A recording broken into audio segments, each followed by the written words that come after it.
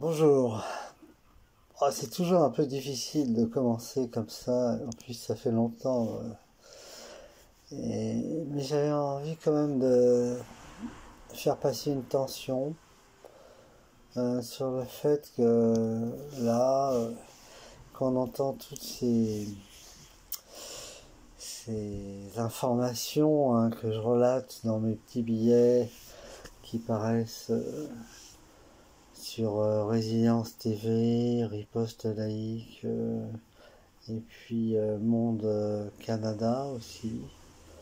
Eh bien, je me dis que une petite vidéo, une fois tous les 2 mois, pourquoi pas. Bon, vous avez eu celle que j'ai pu faire avec le directeur de François euh, il y a quelques semaines, qui relatait un peu l'ambiance, mais là, je trouve qu'elle est à la fois pesante et d'un autre côté complètement superficielle. Enfin, ça tient pas debout. Tous ces gens ont des mines très sérieuses et on s'aperçoit ils ont ces mines-là, mais pour rien, parce qu'ils ne disent rien de tangible, de sérieux. Et même ceux qui, soi-disant, vérifient les faits, quand on vérifie leur vérification, on s'aperçoit que c'est du vent. Donc il y a une sorte de duplicité, mensonge généralisé. Et là, je suis en train de lire quelque chose qu'avait écrit Pareto quand il était tout jeune sur la montée et la faillite. Enfin, disons le fait que des élites, à un moment donné, euh, pourquoi les élites surgissent, quoi. Comment se fait-il que des élites périclitent et d'autres surgissent? Et on s'aperçoit que, enfin, ce qu'il raconte, c'est que une élite périclite lorsque on ne croit plus en elle, en fait, en ce qu'elle peut, même si il y a de bonnes raisons, il y a de la logique, etc. Lui, il pense que c'est le sentiment qui mène le monde, hein, et que le sentiment, en fait, d'autres diraient l'imaginaire, c'est-à-dire une façon de compter le monde, enfin le fait de donner du sens aux choses, quoi. Quelque chose qui fasse que on ne fait pas que se lever, manger, dormir, aimer. Il y a aussi un lien, une motivation, quelque chose qui organise tout ça. Enfin, donc lui, il appelle ça le sentiment et on croit à ce moment-là à ce qu'on fait, on donne du tonus. Et si on n'y croit plus, et c'est le train-train, la routine. Et j'ai l'impression qu'on est dans cette situation où, bon, et c'est vrai qu'il y a des gens qui ont été élus, mais de façon très minoritaire, et ils racontent, en fin de compte, du baratin, mais les gens qui ne votent plus diront, ben, vous l'avez bien dit, que ça se passe ailleurs. C'est vrai, alors moi je suis peut-être un peu naïf, je me dis à chaque fois que le politique c'est quand même important au sens de si on s'en occupe pas, eh bien il peut y avoir des catastrophes. Et ben justement là, on s'en occupe moins et il y a des catastrophes qui arrivent, comme cette formidable ascension de ce nouveau totalitarisme qui est le techno-scientisme, la numérisation de tout, mais dans le mauvais sens, pas dans le bon sens. Enfin bref. Mais qui aujourd'hui s'accentue dans le fait de dire des mensonges sur la santé, sur la narration de ce qui se passe, de telle sorte que, voilà, j'avais remarqué ça, de telle sorte maintenant que les informations sur ce qui se passe sont montées comme un scénario qui devrait passer sur Netflix ou ailleurs.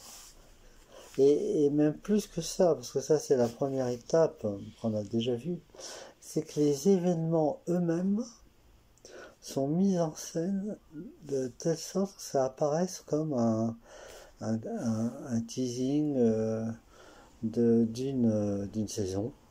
Et on voit si ça marche ou pas. Et puis si ça marche pas, bah, on va faire une autre, une autre série, une autre saison, enfin plutôt un autre, comment on appelle ça déjà, un spécimen, enfin j'ai le mot sur la langue, mais on va faire un essai, mais avec des événements du réel. Hein, comme par exemple, on essaye de faire croire que les Russes bombardent la centrale nucléaire qu'ils occupent depuis le mois de mars. Comme on essaye de discréditer Amnesty International, qui est pourtant pas du genre à être pro-Poutine, pro-israélien, etc. Et bien quand Amnesty dit qu'en fin de compte, Kiev emploie la tactique du Hamas à planquer ses armes dans les écoles ou tout près, dans les hôpitaux ou tout près, etc. Et que la balistique russe en retour, elle peut les toucher. Bah, quand Amnesty International a fait ça, bah, tout le monde, enfin, parmi ce que j'appelle moi la secte, qui utilise le réel pour se créer un film, un peu à la façon d'Hitler, qui crée des événements pour créer un film autour de sa personne, eh bien, ces gens-là sont rués sur Amnesty, il y a des gens qui ont démissionné, etc. Alors qu'elle dénonçait quelque chose qui doit passer normalement en situation de guerre. Et puis il y a d'autres choses aussi comme ça qui font que on continue à s'acharner, par exemple sur des médecins qui ont traité, qui ont soigné des gens, qui ont sauvé des gens. Ben non, comme ils n'ont pas fait comme il fallait selon ce qui avait été décidé, ben on les embête. Donc il y a une sorte de ténacité, de méticulosité dans l'acharnement, un peu comme ces gens un peu déséquilibrés, comme on dit maintenant, qui vont planter un clou avec, je sais pas moi, avec une fourchette, et qui vont s'acharner, et si on leur dit mais peut-être qu'un marteau ça serait mieux, bah vous serez traité de complotiste ou de non, non, c'est pas vrai. Il y a un consensus aujourd'hui parmi tous les gens de l'asile là, à dire qu'on peut planter un clou avec une fourchette bien écartée ou dans bien écartée, que c'est possible. Ou alors planter un clou avec du caramel mou. Et ça me fait penser justement à Tintin et l'étoile mystérieuse, hein, où cet astronome qui adorait le caramel mou, ben on en est là un petit peu, là, des gens qui vont vous proposer du caramel mou si vous arrivez à planter des clous avec. Et si vous dites que ben, peut-être c'est difficile, vous allez être mis au banc. Donc on glisse, alors certains parlent de paranoïa collective. Moi je pense pas, je pense qu'il y a, oui, l'élite qui est en train de tomber, parce que elle a réponse à rien, ou alors elle a réponse à tout au niveau du discours, mais elle fait rien, sinon des babioles, tant que la planche à billets marche. Eh bien, cette élite-là qui ne sert plus à rien, en fait, elle, comment on pourrait dire, comme elle s'en aperçoit, et comme tout le monde s'en aperçoit aussi, le roi est nu, comme on dit, eh bien, elle va devenir de plus en plus violente, euh, et puis de plus en plus en rétrécissement de l'esprit. C'est la définition que donnait euh, Pierre Janet pour l'asthénie. Hein, pour l'asthénie, alors pour l'hystérie, mais au sens large, un peu. C'est-à-dire au sens où on est focalisé juste sur des obsessions, des idées fixes, comme par exemple ne pas réintégrer les pompiers, ne pas intégrer les soignants, tout en demandant à des gens à l'étranger qui ne le sont pas, injectés, de venir, tout ça, enfin d'être têtu, obstiné, à planter son clou avec du caramel roux. Et là, ça veut dire que cette élite-là, elle est en passe de disjoncter et de faire disjoncter toutes les institutions avec elle. Et d'ailleurs, les institutions ont disjoncté, hein, parce que regardez, les académiciens se raccrochent au fait que oui, mais cette injonction, quand même, un peu pour les formes graves, qui était avéré faux. Déjà, il y a très peu de formes graves. En plus, on peut soigner sans problème. C'est prouvé complètement maintenant, absolument, par plein d'études et tout. Et troisièmement, ça, ça ne marche pas. Enfin, et on pourrait même dire que ça aggrave les choses au fur et à mesure des prises. Et puis, prendre 4 prises ou 5 prises en l'espace d'une année, c'est vraiment c'est de la drogue, quoi. Ça devrait être pas permis, hein, ce genre de choses. Mais bon, en résumé, je voulais juste vous dire que c'est décevant, je suis déçu, là, très déçu. Disappointé, I am disappointed d'observer une telle déliquescence. C'est méprisable. Regardez, même pour Roujdi, un silence incroyable, la NUPS, Mélenchon et tout ça.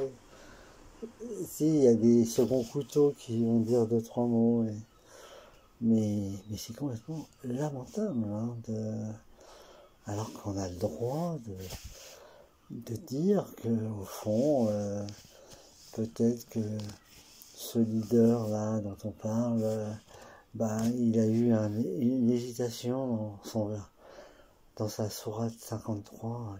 Peut-être qu'il voulait être un peu pluraliste, comme c'est sa famille. Mais comme il voulait pas, ils lui ont dit de partir. Et puis lui, il était pas content. Alors après, il est venu, il a tout cassé. Et puis Rochdy a voulu parler de ça. Puis tout d'un coup, ça s'emballe.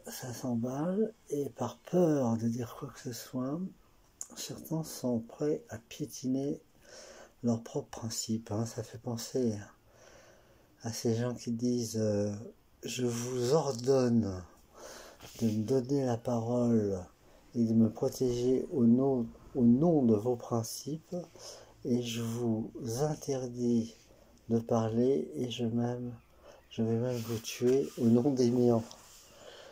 Et on en est là, et comme toute la population est sous hypnose là, parce que en haut il y a une sorte d'hyper-paranoïa obsédée qui peut dégénérer et nous amener vers la vraie guerre. Hein. Regardez ce pianiste là qui qui bombarde sa propre centrale nucléaire, on sait que les centrales nucléaires sont résistantes, hein, ne vous affolez pas. Normalement, elles sont conçues pour supporter des avions, des bombes, etc. Donc tous ceux qui vont dire oui, attention, Poutine, etc. Alors que c'est pas lui en plus, sur ce coup-là. Ils disent n'importe quoi. Mais en tout cas, ils peuvent nous amener vers déjà des hyper sanctions, des coupures. Regardez ce qui se passe là. Alors que depuis 2014, on savait qu'il y avait des choses qui allaient mal dans cette région de l'Ukraine et personne n'a rien fait. Sinon, on fait aggraver les choses. Donc, l'ONU, l'OTAN, tout ça, ça sert à rien. Il faudrait que la France sorte de tout ça. Comme j'ai écrit, que peut-être qu'il faudrait créer une nouvelle ONU. Hein. Il y a bien eu la Société des Nations qui est morte. L'ONU, maintenant, il faut passer à une autre. Moi, j'avais pensé à l'organisation des États de droit. C'est OED, mais bon, c'est peut-être un peu présomptueux.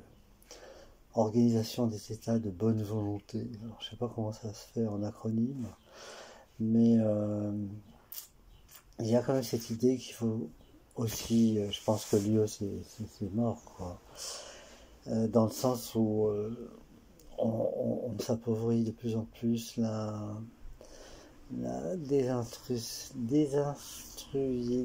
j'arrive plus à le dire, désindustrialisation est trop dur. Nombre de régions, de provinces, de moyennes petites villes meurent. Et à moins d'être assistés éternellement par la planche à billets, mais est-ce que les Allemands vont accepter ça? Oui, si on leur donne le siège à l'ONU, le siège du comité permanent, là, si on leur permet aussi d'organiser de plus en plus l'UE, déjà ils vont être exportateurs d'électricité nette. L'EDF vend à 42 € le kilowattheure et achète à 360 €. Donc il y a une sorte de masochisme, une sorte de masochisme total, quoi. Les sadiques sont en haut et le peuple en bas, quoi. Ça fait penser à la chanson les poissons rouges en bas et puis les félins qui les dévorent sont en haut de l'aquarium et on attrape un ou deux de temps en temps. Bon, écoutez, à très bientôt j'espère et puis bonne fin de vacances. Ciao, ciao.